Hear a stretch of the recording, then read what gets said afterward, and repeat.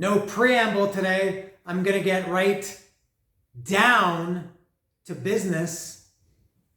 You like that? I'm going to get right down to business. I'm going to talk about Down, their first album called NOLA. This is the first time I've ever talked about Down, at least in this series. And the record is called NOLA. And I've got it right here, all ready to go, unboxed, all ready to be talked about. So starting, since it's the first time I've talked about Down, I'll talk about them a little bit before I get the actual record and track by track. I will start by saying this record falls somewhere just outside my top 10 records ever. That's how much I love this album. This is a great album. I'm a huge Pantera fan. I'd say outside of Far Beyond Driven, if you put this, if you count the Down in Pantera's discography, for me this would be number 2.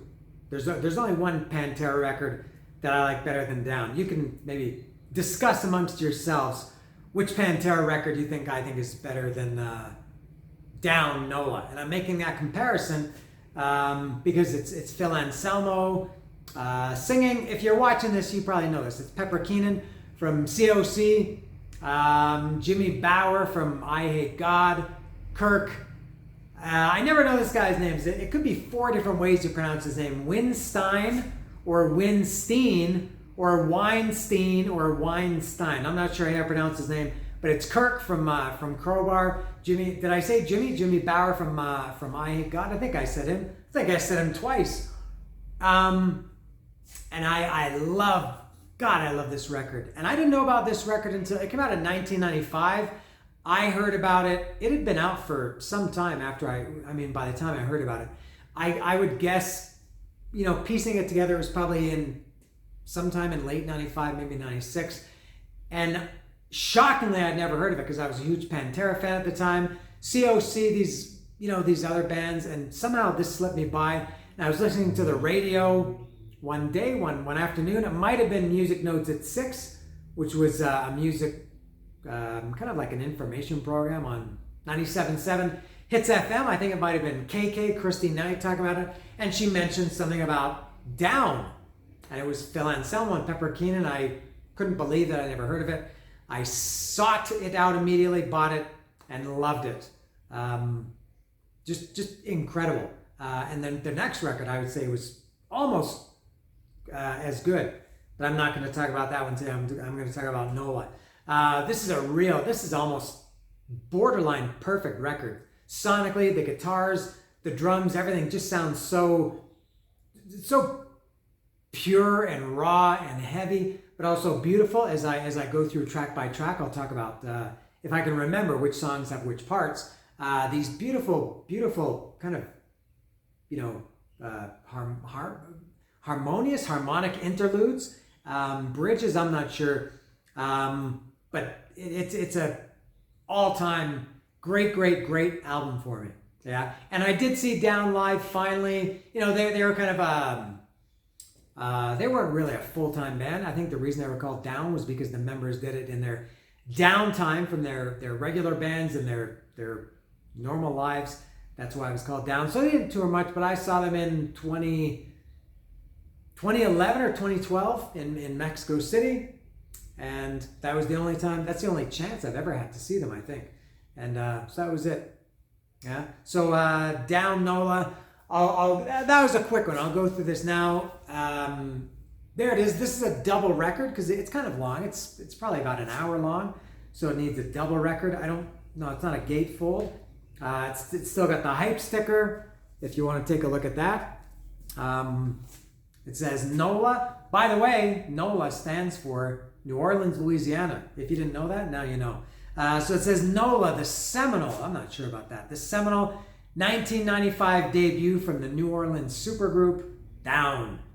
Includes Temptation's Wings, Stone the Crow, and Bury Me in Smoke, pressed on 180 gram vinyl. And this is like a hologram. It's got the fleur de lis hidden in the hologram. And there's the back.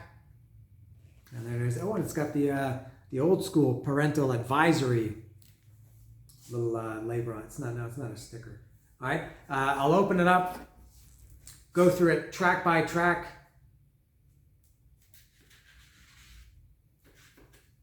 All right. And obviously the first time I've had this on record, I had it on CD back then. First time having the record. And I got this pretty recently. All right, there it is. Beautiful, huh? Very simple. And I don't know what to expect inside. All right, it is, as I said, a double record. 1 and 2, just regular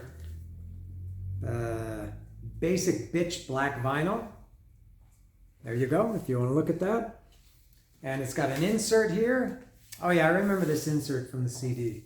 And I think it kind of had lyrics, but kind of not. Yeah, I like this. This is okay. Yeah, the lyrics are there. There's the insert if you want to see that.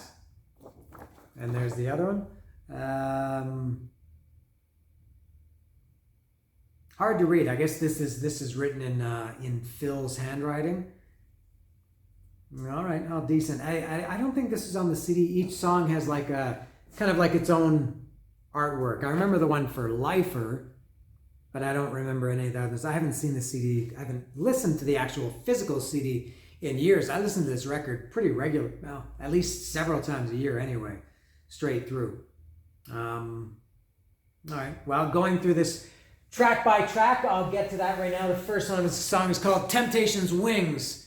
And this is one of the ones that I mentioned earlier that has this beautiful, I'm getting ahead of myself, this beautiful, kind of a nice dual guitar, harmony in the middle of it. Great. And by the way, lyrically, I think this album really, it's a lot about drugs and depression and suicide and things like that. I think lyrically, this is almost like a companion to Dirt by Alice in Chains. Which one do I like better? This one or Dirt? I don't know. I feel like I should say this because I'm talking about it, but if I was talking about Dirt, maybe I would say Dirt. But yeah, as I said, lyrically, it's just really dark. Musically, it's very heavy, but it's also got these beautiful musical kind of parts in the middle. Amazing. So Temptation's Wings, it's the opening song. It's a heavy one. I bury my head in frustration. I look at others and wonder why. Feeding my cancer, a stolen vision to call my sights. I gave my life away. And now I'm watching my life go. My will or my wit? Is it my will or my wit is falling apart? I can't shake. It is my wit. I think I've always kind of wondered. Temptation's Wings, I guess, being drugs. He says, I can't shake Temptation's Wings. I think Phil is a great, one of my favorite for sure. Songwriters, lyric writers for sure. Yeah, he wrote some pretty dark stuff, some cool stuff. But I can't shake Temptation's Wings. I guess it's trying to quit drugs or alcohol, and he can't shake them. And then he goes to rehab, which is not the next song, but it's coming up. Next is Lifer. This is probably my favorite song on this record. It's maybe hard to pick one single one, but I'm pretty sure it's Lifer. Free at Last, I'm the Past. Unknown and Undug Prison, I'm Holding On. And it's got that great middle part, that just unbelievably heavy riff when the song kind of stops and it's just riffing for 10 seconds or something. Amazing, heavy. I feel like I love this album so much, I almost feel like I have nothing to say about it, as you may have noticed. Yeah, I would say Lifer is probably my favorite, but we'll see as I go along. Pillars of Eternity, Crumbling World Falls Through My Hand, In My Mouth Tastes Bitter Sand. Crawling in my mouth tastes bitter sand. Grass is burning, pulses slow, drip by drip, my backwards growth. Crawl. Again, very heavy song. And also a lot of these songs at the end of them, they double down on the heavy. I can't remember which ones do it. Because they're all heavy songs, and then at the end, they just pummel you with heaviness. I feel like I'm not doing a good job talking about this record. I think I often don't do a good job talking about these records, but this one especially, I feel like I'm really blowing it. Anyway, next is the aforementioned Rehab, Long Day, Lay Me Low, Head Burning Drunk. Head Burning Drunk. I Don't Need None, That's Right Man, I'm Fine. Another drug song. What I got to know is, have I wasted time, my time? And I'm blind to almost everything, and I'm drowning through sorrow. You recognize me. And how does this one end? I can't. Is it this one? Yeah. This is a dark lyric. Is it worth the risk to be revived? I don't know if that's a direct reference to, no, because that was later. I think when Phil OD'd. Phil and Nikki Sixx were the overdose guys. Next is Hail the Leaf. This is maybe a little tribute to Sweet Leaf. This is there's some bong rips in this song. Brave River, I can't sail, the lone feeling that I can't fail, so I just smoke. I would probably appreciate the song more if I did smoke, but I don't. But irregardless, Hail the Leaf is another great song, and it's got that, this is another, just a really, really heavy ending. Heavy, the whole thing is heavy, but at the ending it gets extra super duper ultra heavy.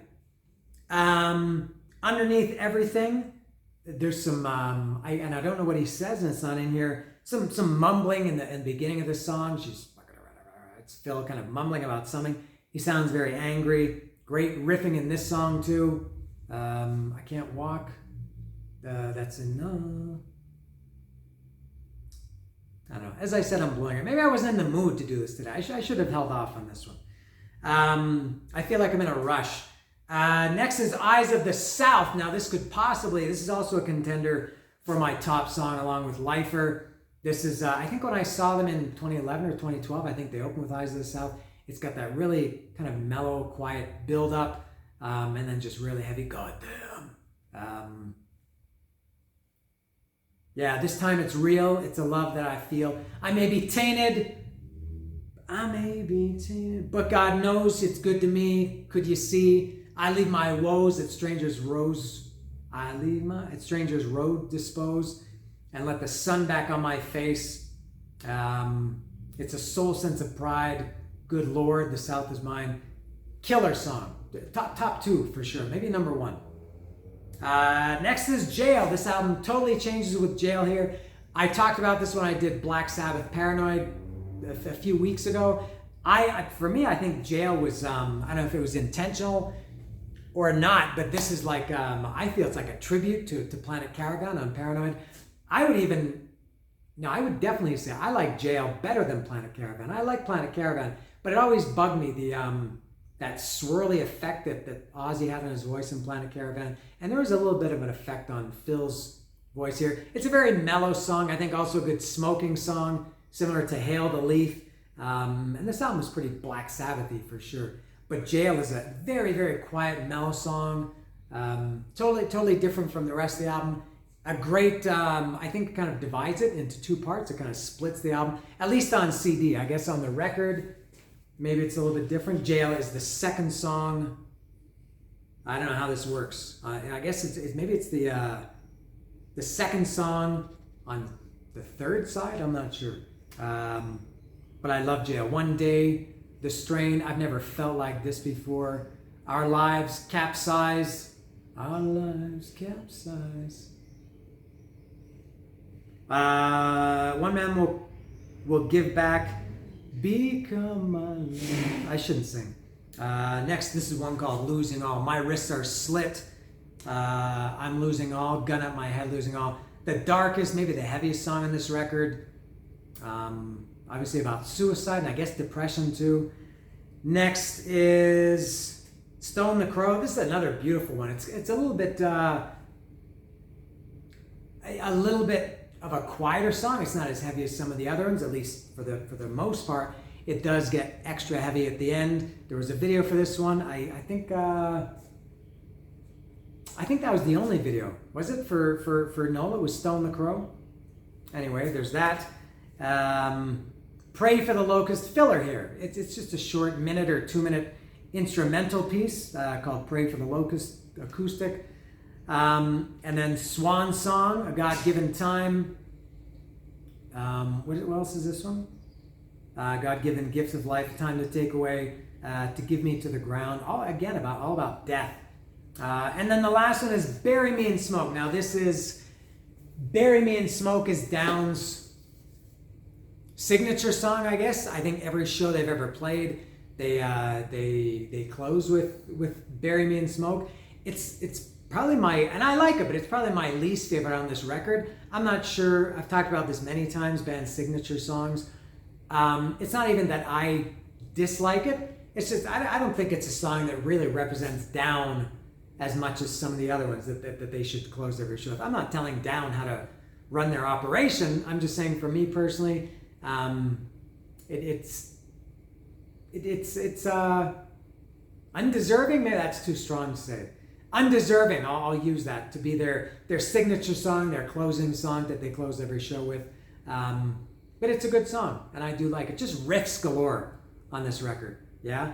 And I think that's all. I didn't like this one. I felt very rushed. I don't know why. And I've listened to this album a couple of times in the last few days, and I've listened to it, God, so many times. I think I just dropped the ball. Viewership will be down more than normal after this video. So that's it for Phil and the boys. This is Down, NOLA.